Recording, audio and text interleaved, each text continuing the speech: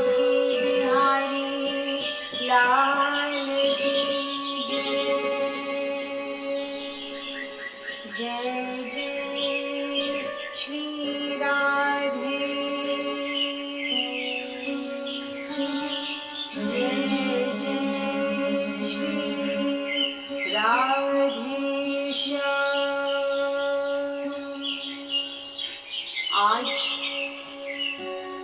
30 जनवरी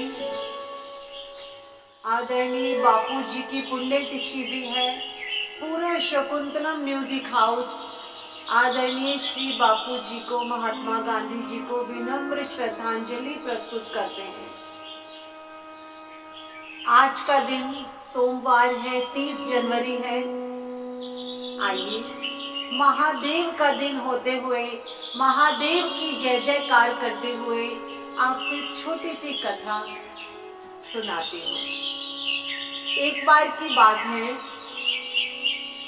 पार्वती जी और भोलेनाथ जी कैलाश पर्वत पर बैठे थे।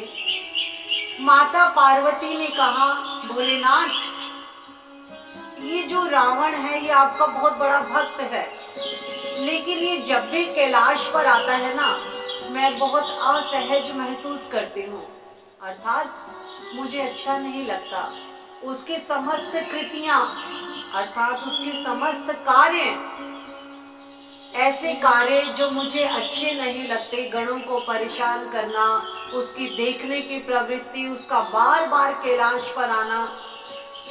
महादेव जी ने कहा, प्रिय, वो मेरा प्रिय भक्त है, बहुत बड़ा भक्त है वो। कहती है पार्वती जी, आप उसे मना लीजिए। अगर आप उसे नहीं मनाएंगे, या तो मैं उसे अग्नि में भस्म कर दूंगी, कड़ा दंड दूंगी। अब भोलेनाथ जी कहने लगे कि गौरा जी के आगे मैं क्या कहूं। बाहर निकले और देखिए, जैसे ही वहां से बाहर निकले, क्या देखा, द्वार के बाहर रावण है जो नंदी को परेशान कर रहे हैं। नंदी कह रहे, रावण मुझे परेशान मत करो, मत करो। लेकिन रावण बाजी ना आए, क्योंकि उन्हें घमंड था, रावण को घमंड था कि वह अजर अमर है, उन पे शिव की कृपा जो है। शिव जी को जैसे ही रावण ने देखा, चरण स्पर्श किए। चरण स्पर्श महाराज। भोलेनाथ ने कहा, पुत्र, आज यहाँ कैसे? महाराज, बस मन हुआ आपसे मिलने को। भोलेनाथ, बस मन हुआ। देखिए, भोलेनाथ रावण को समझाते हैं, रावण, तुम मेरे प्रिय भक्त हो, मेरी एक बात मानो कि इस प्रकार बारंबार कैलाश पर मत आया करो। तुम्हारी समस्त कृतियों से माँ पार्वती बहुत दुखी है, खिन्न है और तुमसे नाराज भी है। वो नहीं चाहती कि तुम बार बार यहाँ आओ। क्या कहते रावण, वाह प्रभु, आपका वरदान है, आपने ही तो मुझे वरदान में कहा है कि तुम जब चाहे कैलाश पर आ सकते हो। तो भोलेनाथ क्या कहते हैं रावण को, मैं तुझे एक और वरदान देता हूँ, जा तू अपने महल में, जब भी तू मुझे याद करेगा मैं तुझे दर्शन देने वही आऊंगा। अब तू कैलाश पर मत आना, अब तू कैलाश पर मत आना। रावण कहते हैं, अच्छा। समय व्यतीत होता गया, समय बीतता गया। ये वो काल आया जब रामायण में युद्ध शुरू होने वाला था। अब जब युद्ध शुरू हुआ, ये दिन, आज का दिन वो आया जब श्री हनुमान जी ने समस्त लंका को धू धू करके जला दिया। रावण की लंका जल गई। बहुत परेशान बैठा है रावण, बहुत परेशान, अपने कमरे में, शयन कक्ष में, और भोलेनाथ को याद कर रहा है। अब याद किया तो भोलेनाथ को दर्शन देने थे। भोलेनाथ के आते ही रावण उनके चरणों में गिरा और कहता है, प्रभु, ये क्या हुआ? तो मेरे समस्त लंका कैसे जल गई? मैं आपसे ये तो बाद में पूछूंगा, परंतु ये पूछूंगा कि ये वानर कौन है? इतना छोटा सा वानर, उसका इतना अधिक बल कि उसने समस्त मेरी लंका को धू-धू कर जला दिया। प्रभु मुझे बताएं, ये कौन है? महादेव कहते हैं, सुनो रावण, जब विष्णु जी और लक्ष्मी जी ने निर्णय किया कि हम धरती पर अवतरित होंगे अपनी लीलाओं हेतु, तो भोलेनाथ ने कहा मेरा मन भी हुआ कि मैं उनकी समस्त लीलाओं का पान करूं, रसपान करूं, उन्हें अपने नेत्रों से देखूं।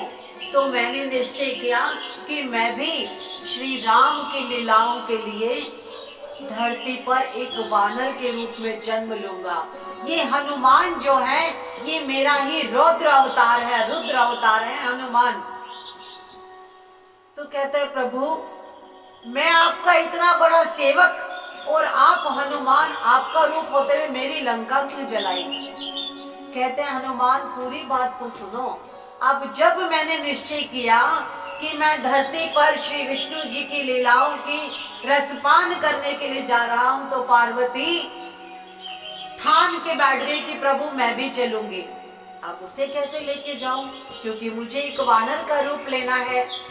समस्त देवता बड़े परेशान। माता पार्वती माने ना कि नहीं प्रभु जहां आप वहीं मैं भी चलूंगी। तब एक निर्णय लिया गया, वहां पर पार्वती जी, एक वानर जो मैं बना था, पार्वती जी वहां मेरी पूंछ के रूप में प्रस्तुत हुई, पूंछ के रूप में प्रस्तुत हुई। तो हे रावण, आज ये वो हनुमान की वही पूंछ है जो तुझसे कब से नाराज थी। माँ पार्वती, ये उसी पूंछ ने पूरी तेरी लंका जलाई है।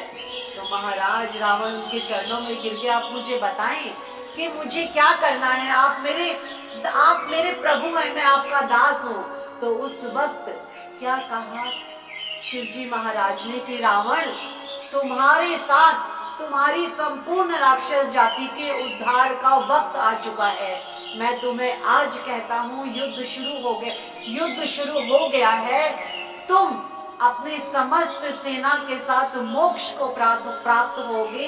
अंत में जो युद्ध का दिन होगा, उस दिन तुम्हें राम के हाथों, श्री राम के हाथों सदगति प्राप्त होगी। तुम अंत में जाना, ताकि संपूर्ण तुम्हारे राज्य को, संपूर्ण एक एक राक्षस जाति के एक एक राक्षस को तुम्हारी वजह से, तुम्हारी इस पूरी लंका को सदगति प्राप्त हो जाए। उस प्रकार रावण श्री शिव की आज्ञा को मानते हुए अंतिम दिन युद्ध करने गया। और ये भी ध्यान रखिएगा, रावण कहते हैं कि जो मैंने सीता हरी थी, सीता को हरा था ना रावण ने, रावण कहते हैं मैंने सीता हरि के लिए, अर्थात रावण अपने लिए नहीं, अपनी समस्त राक्षस जाति का उद्धार चाहते हुए उन्होंने सीता को हरा, ताकि उन्हें हरि प्राप्त हो सके। बोल श्री बांके बिहारी